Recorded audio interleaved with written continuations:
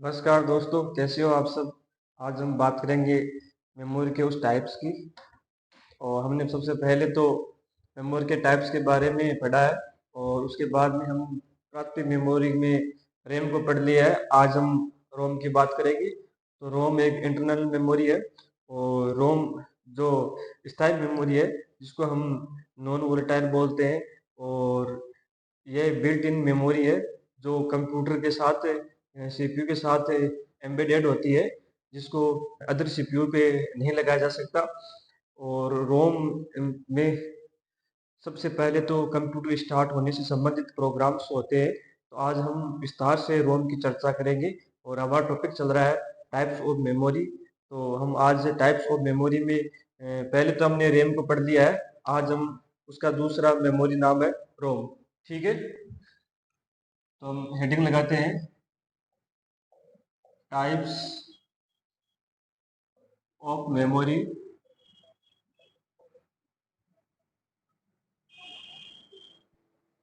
इसके अंदर हम रोम के पढ़ेंगे।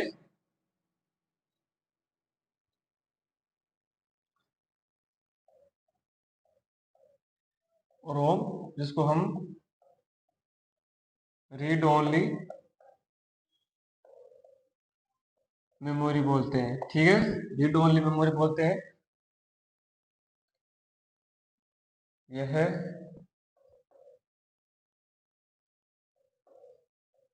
स्थायी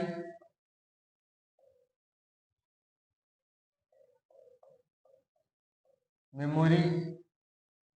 यह स्थायी मेमोरी है, अर्थात इंग्लिश में बोले तो नॉन वोलेटाइल मेमोरी। ठीक है, नॉन वोलेटाइल मेमोरी है। इसको बिल्ट इन मेमोरी भी कहते हैं।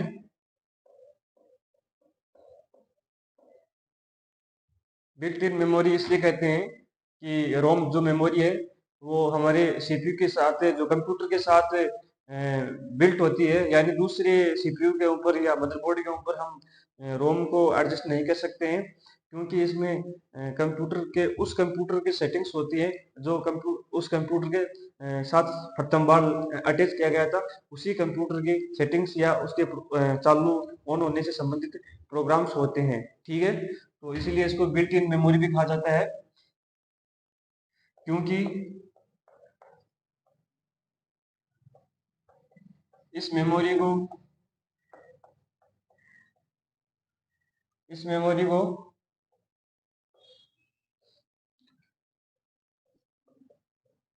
दूसरे मदरबोर्ड पर नहीं लगाया जा सकता।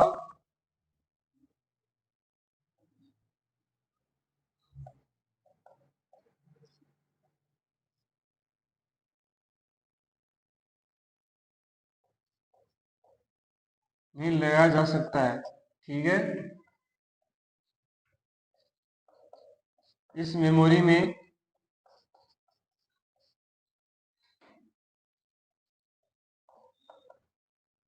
कंप्यूटर के स्टार्ट होने से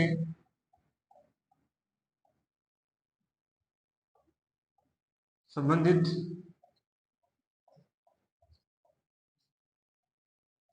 प्रोग्राम्स होते हैं।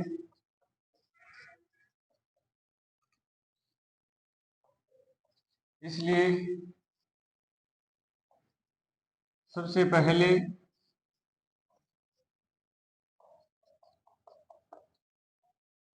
एक्टिव होने वाली मेमोरी है वाली मेमोरी है। ठीक है, तो इसमें कंप्यूटर स्टार्ट होने से संबंधित प्रोग्राम्स होते हैं, इसलिए कंप्यूटर में सबसे पहले एक्टिव होने वाली मेमोरी कौन सी है, तो रोम है। इस तरह के क्वेश्चन एग्जाम में अक्सर आपको देखने को मिल सकता है, तो आपको याद रहना चाहिए कि कंप्यूटर में एक्टिव होने वाली सबसे पहले मेमोरी रोम है। ठीक है, इसमें जो प्रोग्राम्स होते हैं चालू करने से संबंधित वो कौन कौन से होते हैं उसकी भी साथ चर्चा कर लेते हैं। वो प्रोग्राम्स होते हैं बायोस,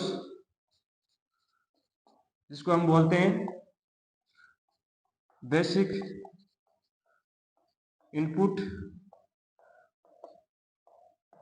आउटपुट सिस्टम। ठीक है, बेसिक इनपुट आउटपुट सिस्टम। और एक होता है पोस्ट, यानी power power on self test. ठीक है, ये दो प्रोग्राम्स होते हैं। एक क्वेश्चन बहुत बार पूछा गया है कि बायोस एंड पोस्ट जो प्रोग्राम्स होते हैं वो कौन सी मेमोरी में सेव होते हैं या फिर वो कहाँ पे होते हैं। तो यह रोम में सेव प्रोग्राम्स होते हैं जो कंप्यूटर स्टार्ट करने से संबंधित प्रोग्राम्स हैं। तो इसको आप अक्सर आप ध्यान रखिएगा इस चीज़ का। और ये मेमोरी है जो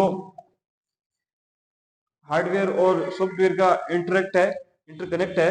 तो इसको हम एक जो सॉफ्टवेयर होता है तो और हार्डवेयर दोनों को हम कॉम्बिनेशन के रूप में फर्मवेयर के नाम से जाना जाता है। तो उसको साथ में लिख देता हूं मैं। यह एक फर्मवेयर है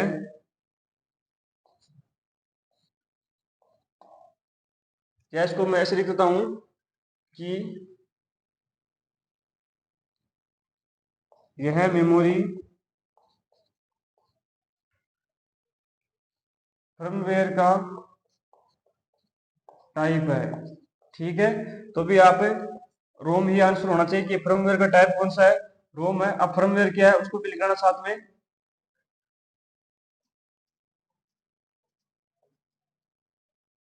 हार्डवेयर प्लस सॉफ्टवेयर बराबर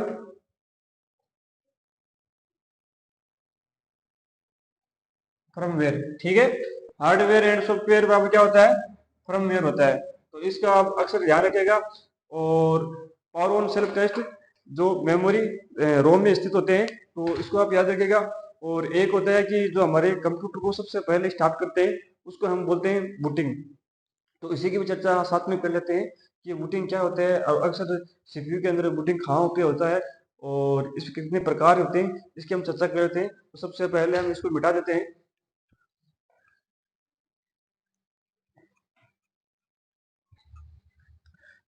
बूटिंग वैसे तो दो प्रकार की होती है और एक्चुअली क्या है कि बूटिंग कंप्यूटर में कहाँ पे होते हैं उसकी हम चर्चा करेंगे।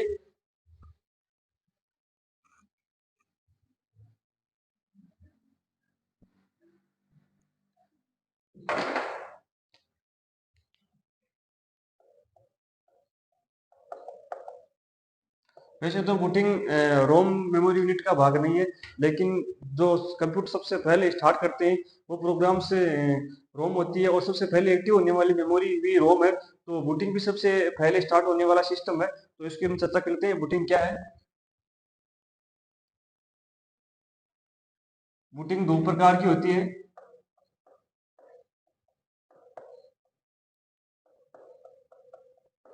आपको एक चित्र के रूप में आपको बताते हैं कि मान लीजिए सीपीयू है, ठीक है, और ये हमारा स्टार्ट बटन है और ये हमारी हार्ड डिस्क है इस कंप्यूटर के अंदर। ठीक है, जिसको आजकल हार्ड डिस्क की तो पुराना प्रचलन रूप है। वैसे तो हार्ड डिस्क की जगह आजकल एसएसडी का उपयोग होता है जिसको हम बोलते हैं सॉलिड स्टेट ड्राइव, जिसको हम लिख देता हूँ मैं। क्वेश्चन बहुत बार पूछा जाने वाला है, एग्जाम में क्वेश्चन में आएगा पक्का पक्का 100%। एसएसडी एक स्टोरेज डिवाइस है जिसको हम बोलते हैं सॉलिड स्टेट ड्राइव। ठीक है, ये सॉलिड स्टेट ड्राइव आजकल हार्ड डिस्क की जगह अपना स्थान ले लिया है। तो अब हम आप मान के चलिए कि हमने ये पावर सप्लाई ऑन है सीपीयू के अंदर और हम स्टार्ट बटन को प्रेस करते हैं। सबसे पहले क्या होता है कि जो हमारा जो हार्ड डिस्क से डाटा है वो सबसे पहले रैम में प्रोसेस होता है। ठीक है, क्योंकि उससे पहले हमारा रोम एक्टिव हो चुका है और उसके बाद में जो हार्ड डिस्क से डाटा क्या होता है, रैम में प्रोसेस होता है। वास्तव में यही बूटिंग होता है, बूटिंग की प्रोसेस तो यही होती है। ठीक है, तो लेकिन हमारी भाषा में इसको क्या पढ़ते हैं कि दो प्रकार की बूटिंग होती है। कौन कौन सी पढ़ते हैं? कोल्ड बूटिंग, कोल्ड, और इसको हम हार्ड बूटिंग भी बोलते हैं। क्योंकि फर्स्ट टाइम में कंप्यूटर का हम स्टार्ट करते हैं तो हमारा सीपीयू ठंडा रहता है, तो हम उसको कोल्ड बूटिंग या उसको हार्ड बूटिंग भी बोलते हैं। इस तरीके से आप अपने दिमाग में याद रखिएगा। और कोल्ड बूटिंग में आप फर्स्ट बार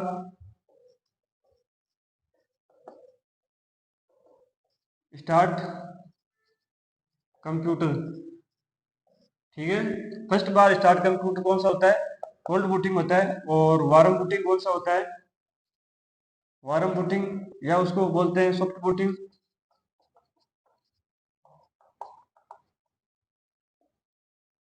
ये कौन सा होता है? वार्म बूटिंग या सॉफ्ट बूटिंग, ये वह बूटिंग है जो हमारा कंप्यूटर स्टार्ट है और उसके बाद में हम रिस्टार्ट करते हैं, तो ये सॉफ्ट सॉरी वार्म बूटिंग के नाम से जाना जाता है। जैसे कि हमारा कंप्यूटर सही तरीके से काम नहीं कर रहा है या फिर कुछ ऐसे एरर आ रहे हैं, तो हम उसको रिस्टार्ट करते हैं, और यह रिस्टार्ट करना हमारा क्या कहलाता है? वार्म बूटिंग कहलाता है। ठीक है, तो मैं कहता हूँ स्टार्ट बटन को, स्टार्ट कंप्यूटर को रिस्टार्ट करना क्या कहलाता है? वार्म बूटिंग कहलाता है। तो ठीक है, तो ये तो हमारा छोटा सा स्ट्रक्चर था।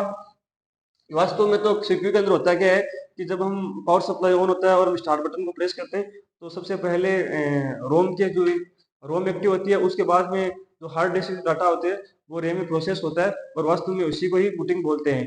ठीक है, और वैसे एक जैसे हमारे जो शॉप होते हैं, और शॉप के ऊपर हम ये जो इसमें क्या डालते हैं?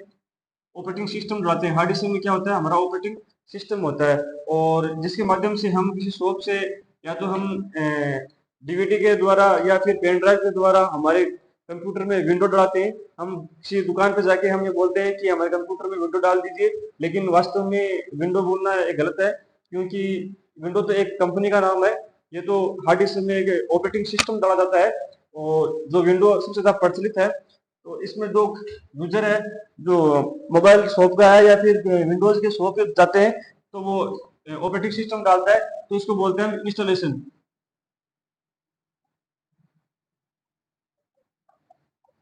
जब हम कंप्यूटर में विंडो या ऑपरेटिंग सिस्टम डालते हैं उसको क्या बोलते हैं? इंस्टॉलेशन। और हार्ड डिस्क से डाटा रैम में जो लोड होती है उसको बोलते हैं हम बूटिंग। और कंप्यूटर की भाषा में बूटिंग कैसे बोला जाता है कि बूटिंग दो प्रकार की होती है। कोल्ड बूटिंग, जिसको हम बोलते हैं कि हार्ड बूटिंग भी बोलते हैं, जो कंप्यूटर फर्स्ट बार स्टार्ट होता है। और एक होता है वार्म बूटिंग, या फिर उसको बोलते हैं हम सॉफ्ट बूटिंग, जो कंप्यूटर को रिस्टार्ट करते हैं, वो होता है सॉफ्ट बूटिंग। तो अब कंप्यूटर बूटिंग दो प्रकार की होती है। ये एग्जाम में बहुत बार पूछा जाने वाला क्वेश्चन है, तो आप याद रखिएगा। अब अपने मुद्दे पे की बात आते हैं। तो हमने चर्चा की थी रोम के बारे में। ये तो हमने ऐसे ही चर्चा कर लिया बीच में रोम के बूटिंग के लिए, क्योंकि बूटिंग ही एक कंप्यूटर स्टार्ट होने से संबंधित ही प्रोग्राम्स है। अब बात करते हैं हम रोम की। ठीक है, टाइप्स ऑफ रोम।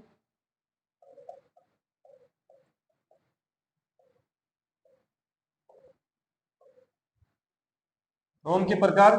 रोम के प्रकार सबसे पहले हम बात करते हैं पी रोम की, जिसको हम बोलते हैं programmable, programmable read only memory, read only memory. ठीक है,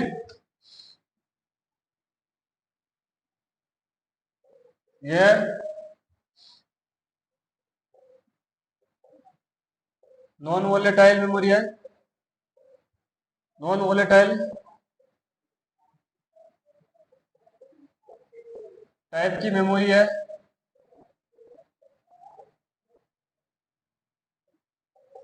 इसमें डाटा एक बार फीड करने के बाद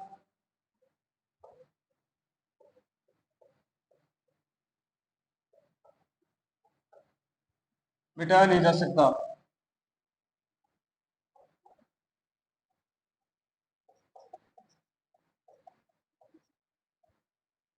और ना ही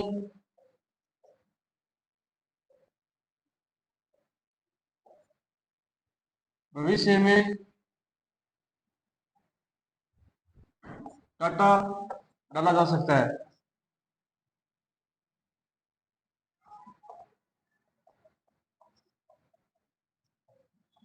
ठीक है, इसमें स्टोरेज डाटा को मिटाया नहीं जा सकता और इसमें भविष्य में डाटा नहीं डाला जा सकता है। ये कौन सी मेमोरी है? प्रोग्रामेबल रीड ओनली मेमोरी है। इसके दूसरे पार्ट है जिसको बोलते हैं ईपी रोम। ठीक है, इसकी फुल फॉर्म है erasable programmable read only memory. ठीक है, ईपी रोम।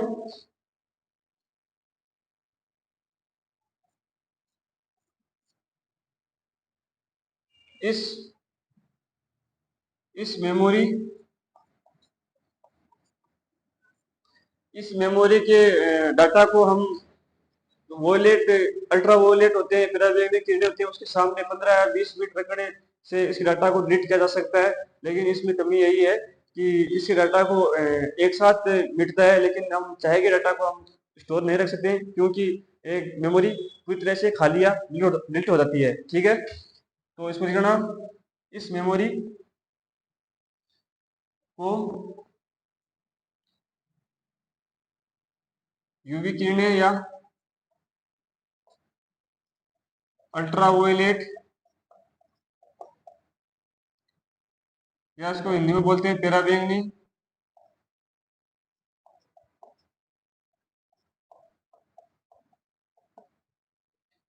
पैराबैंगनी किरणों के सामने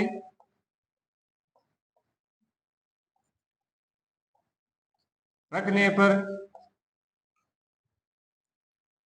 पैराबैंगनी किरणों के सामने 15 या 20 मिनट रखने पर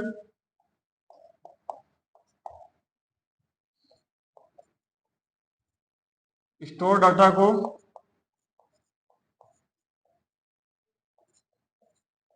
मिटाया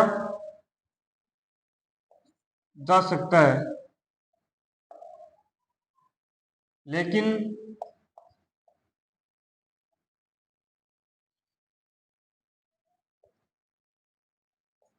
लेकिन चाहा गया डाटा को नहीं बचाया जा सकता।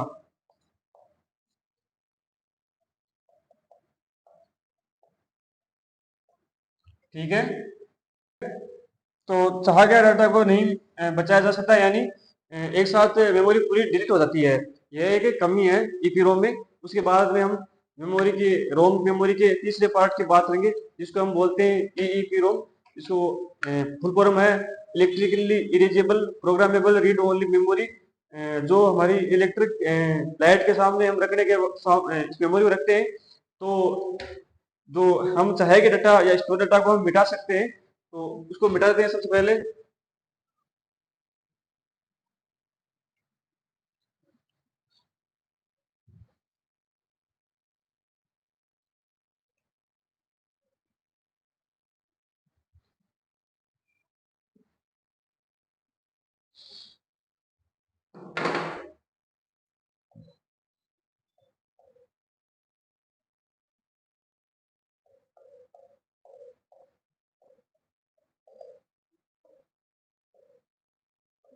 इसका 3 नंबर पार्ट है ईईपी रोम,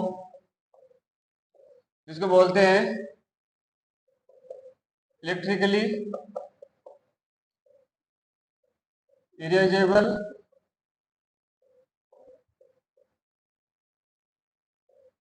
प्रोग्रामेबल रीड ओनली मेमोरी। ठीक है, इस मेमोरी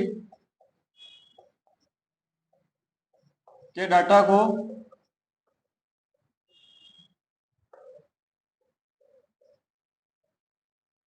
इलेक्ट्रिक रे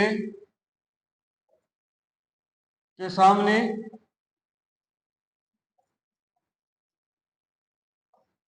रखने पर स्टोर डाटा को मिटाया जा सकता है।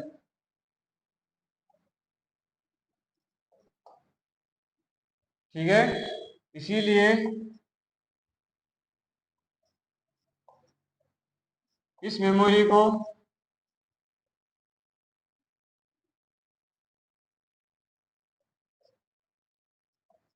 फ्लैश मेमोरी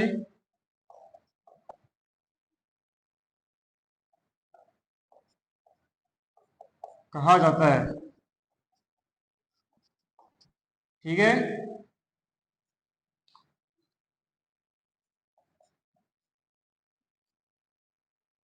इस मेमोरी में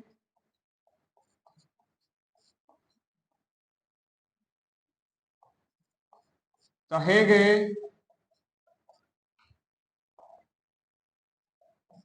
भाग को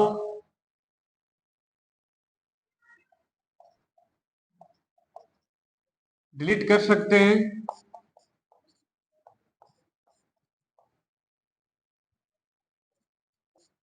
और चाहे गए भाग को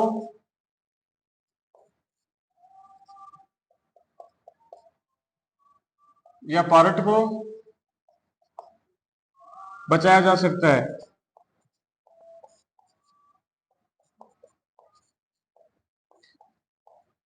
ठीक है, यह रोम का एडवांस वर्जन है, EEP रोम, जो एक इलेक्ट्रिक रे के सामने रखने के कारण इस मेमोरी की डाटा को डिलीट किया जा सकता है।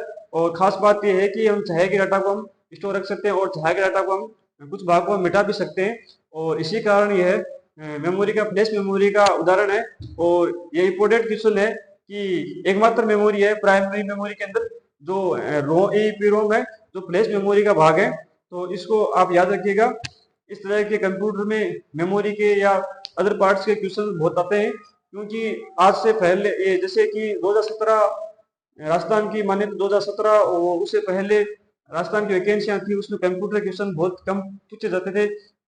आजकल कंप्यूटर क्वेश्चन बहुत ज्यादा आते हैं। राजस्थान पुलिस की मान्य या फिर CET की जो बड़ी भर्तियां हैं, उसमें क्या है कि राजस्थान पुलिस में 2017 या उससे पहले नाममात्र क्वेश्चन आते थे।